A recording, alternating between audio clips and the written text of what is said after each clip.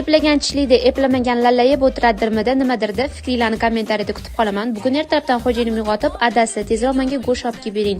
Uyda go'sht qolmabdi, ovqat solaman, enamlarga ketaman. Opalarim mehmon kelishibdi desam, xo'jayinim menga qarab turdilar. Tanla, uyga borishing yoki pul beraman yoki go'sht olib kelaman, sababi yonimda pulim kamroq edi dedilar. Tushunarli adasi, hamma aybni o'zimni bo'ynimga olaman. Sizga 1-2 kun oldin uyga borishim yoki go'sht qolmaganini ogohlantirib qo'yishim kerak edi dedimda, ko'zimni qisib sekingina pulni oldim-u oshxonaga qarab yugurdim. Pulni olishga olib qo'yding, endi ovqatda amalni ham qilgin dedimda, nima qilishni o'ylab oxiri koklet qilishni qaror qildim. Xonim qilib qo'ysangiz ham bo'lar deganlar uchun qayerdan bunchalik xonim xohlamaydilar, o'shaning uchun og'zimda erib ketadigan, go'shtsiz qilsa ham bo'ladigan kokletlarimni qilishni xohladim.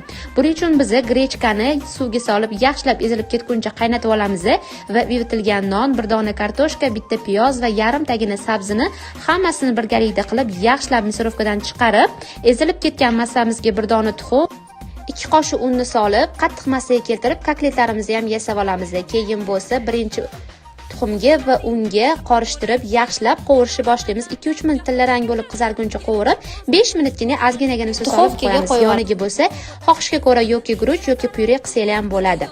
Ovqatlarimiz ham tayyor bo'ldi. Nima deb o'ylaysizlar? Uyga borish uchun pul olishi ham va go'shtsiz bo'lsa ham ovqat qilishni eplanmanmi, yo'qmi? Fikringlar men uchun juda ham qiziq. Video yoqqan bo'lsa, yurakchani bosib qo'ysanglar xursandman.